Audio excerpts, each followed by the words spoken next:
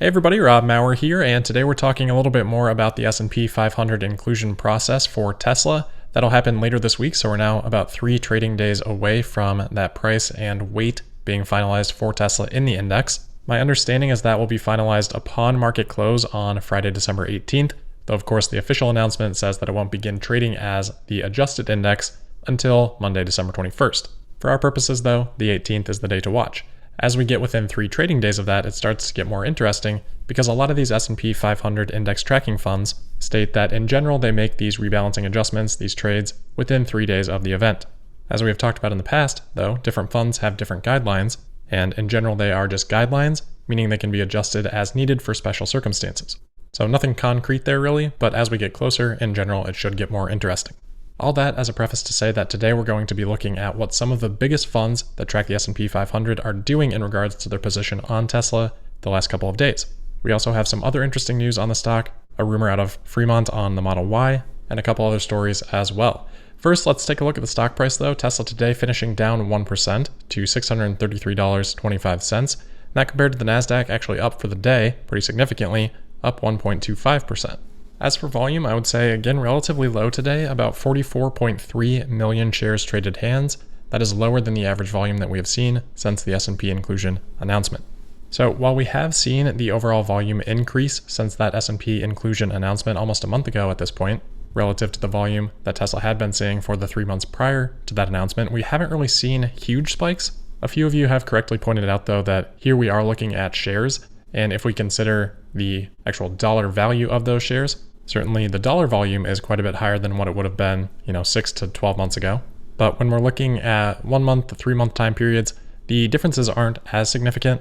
And around this S&P inclusion, I'm focusing on the share count because that is the fixed number, relatively fixed, that the S&P tracking funds will need to buy as it's included. It doesn't matter too much what the stock price is.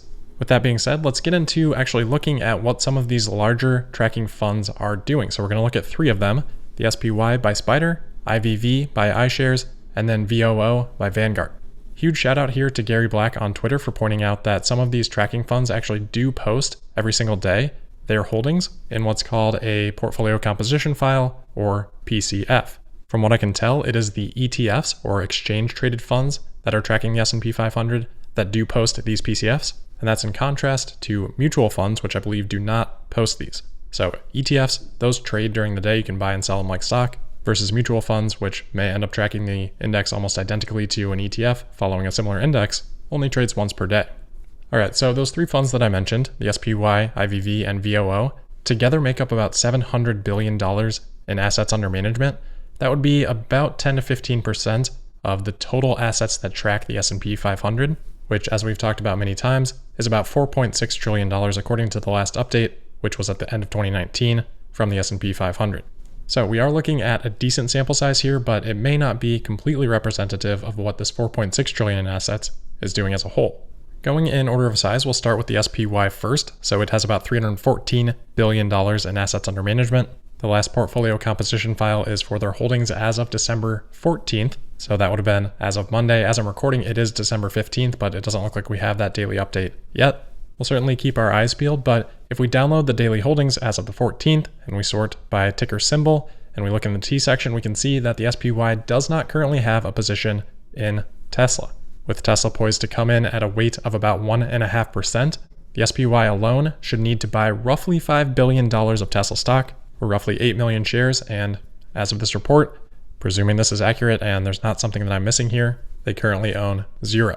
Next up in size is iShares IVV, and again, all these ETFs, their sole purpose is to track the performance identically, as close as they can get, to the S&P 500. So the IVV has $217 billion in assets under management. Again, if we download their holdings as of December 14th, no update as of yet for the 15th, and if we again sort by ticker symbol, we look in the section for T, we can see that IVV also does not have a position on Tesla. So at $217 billion, 1.5%, IVV will need to acquire about $3 billion worth of Tesla, or about 5 million shares. The last of the ones we'll look at for today is VOO, but let me know in the comments if you're able to find those portfolio composition files for any other large ETFs tracking the S&P 500. But Vanguard's VOO is $178 billion in assets under management. Here, they do actually have the update for December 15th out already, And again, if we scroll through all these here and we do a find for Tesla, we see no position yet. To be equal weight on Tesla, VOO would need about $2.5 billion of Tesla stock, or about 4 million shares. So we'll definitely keep an eye on this for the next few days, but you can see across these three funds already the need for 17 million shares, none of which seem to have been acquired yet. So the big question for how the rest of this week goes, I think, is just how much front running there has been on this inclusion event. And that's the question that nobody is going to have the answer to until we see how this all unfolds. Across the board, if these funds need 115 million shares on Friday, but there are also 115 million shares that have been bought in advance to go ahead and sell for this event, well then under that hypothetical scenario, nothing would really change for the price. It's also worth noting as we look at sort of the consensus that seems to be forming that, Tesla's going to spike the next couple of days and then fall back next week. Well, there's nothing that dictates that these funds have to buy on Friday or have to buy before Friday. They do still have flexibility to wait and buy next week or maybe even the week after in some cases. And while I do still expect the majority of this to take place on Friday, and we'll talk a little bit more probably tomorrow about the dynamics of that, it is worth just understanding that it can continue beyond Friday.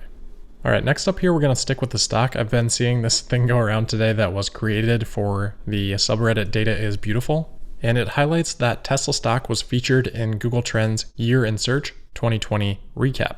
So if we look at this graphic that was created, it basically shows the Google Trends graphs for interest throughout the year for some of these terms that were featured.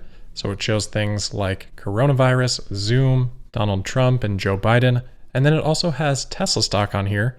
And if you look at the graphs, Tesla stock actually looks to be relatively competitive in search interest with a lot of these other terms. I mean, how this is presented, it even looks like Tesla stock has more search interest than coronavirus. Obviously, that would be pretty shocking, and I think that's part of the reason this has been circulating in the Tesla community today. But that is most definitely not the case, and I think how this is presented is quite misleading. So it is true that Tesla stock was featured as a trending search term in 2020 by Google globally, but while this graphic that has gone viral includes 24 search terms, the actual report from Google was 120 different search terms, 12 categories with 10 search terms apiece, and then Tesla stock is number 8 in news. So as far as I can tell, this graphic that was made has just pulled 24 different random ones off this list. And I think the way the graphic is displayed perpetuates a misunderstanding of how Google indexing works, because the graphs here, even though they're all placed right next to each other in a comparative fashion, are only comparing those individual search terms with themselves and the search interest for that search term across time, rather than relative to the other terms. If you actually go to Google Trends and compare some of these search terms with each other, you can see that really they're not even in the same stratosphere in terms of search interest. So what Google is doing in their highlighting of what's trending for 2020 is showing search terms that had the biggest spike this year compared to 2019. So still an actually pretty interesting piece of data there, just not exactly what I was seeing being shared out there throughout the course of the day. Of course, as I tend to do, I felt compelled to correct that and provide some clarity. Interesting side note, though Tesla did rank 8th in that news category for what was trending in 2020 worldwide, it didn't rank in the top 10 here in any category in the United States. However, in the United States baby category, Elon Musk baby was ranked number 1, edging out in the second place position, baby platypus. Tough break there, baby platypus, but you can get them next year. All right, next up here, we're diving back into the rumor mill that we thought we had left yesterday. But we've got a tweet here that has caught some attention. This is from Bruce Burnworth on Twitter. He says, quote, "From a reputable source, Fremont made 17 Model Ys with 4680 tech today getting ready for Berlin production," end quote. Tasmanian then picked this up and put it into an article with a headline of "Tesla Giga Berlin will soon receive Model Y prototypes with the new 4680 cells." Elon replied to their tweet on that article saying, quote, "Giga Berlin Brandenburg will be the first to use our new structural pack architecture, 4680, parentheses world most advanced cells made on site, and parentheses both front and rear body castings and advanced paint shop. Warning, with so much new technology, production timing is naturally harder to predict," end quote. So a noticeable absence of any denial of that report from Elon, but otherwise nothing there should be too surprising. This tweet is almost identical to a tweet that Elon made back in October. Really the only difference there is the added emphasis about the 4680 being made on site. So of course we have known that, but Tesla did say on the last earnings call that the pilot line production for the 4680 in Fremont could be used to support Giga Berlin during the ramp up because it seems like vehicle production is going to ramp sooner then cell production on-site in Berlin. So that added emphasis on on-site production to me is probably not anything meaningful. Again, we already did know that, it's just a matter of timing. And then we did get a bit of an update here on progress with 4680, Elon replying to Truth Tesla on Twitter, who had asked, does this mean that you're more confident about 4680 yields today than on battery day? And Elon said, quote, perhaps slightly more confident, but it's essential to view this as output versus time. As with all manufacturing, especially new technology, output will follow an S-curve, very slow at first, but increasing exponentially, then linear, then logarithmic, end quote. We've of course heard those thoughts on production ramp-ups many times in the past. I think still always good to re-emphasize it, but then good to see that Elon is maybe at least a little bit more confident in the status of the 4680 production. Next up here, we're going to stick with Twitter, but we're going to move on over to Greentheonly, who has yet again found some interesting things in Tesla's firmware. So in this case, in what seems to be the developer software, he is seeing what is called Augmented Vision, shows the main camera display, but then also shows how everything is being interpreted by the autopilot system. So it's essentially what you might see displayed in the full self-driving beta, but then overlaid onto the actual camera footage from the camera's perspective, occurring in real time. It's not just the main camera either. In one of the clips he shared, you can see it toggling through the other cameras and still displaying that augmented vision. Not much else to add to that one other than to point it out as interesting. And then the last thing for today, some welcome news to, I know, at least a few of our listeners. Tesla has over the weekend listed job availability in Hungary and Romania for sales and service, in Budapest and Bucharest, respectively. All right, that is it for today, but please make sure you're subscribed to stay tuned for the latest baby platypus news, and when we do have time on occasion, we will continue to talk about Tesla, time permitting of course. You can also sign up for notifications to be alerted when new episodes drop. That is daily. And you can find me on Twitter at Tesla Podcast. But as always, thanks so much for listening. And I will see you tomorrow for the Wednesday, December 16th episode of Tesla Daily. Thank you.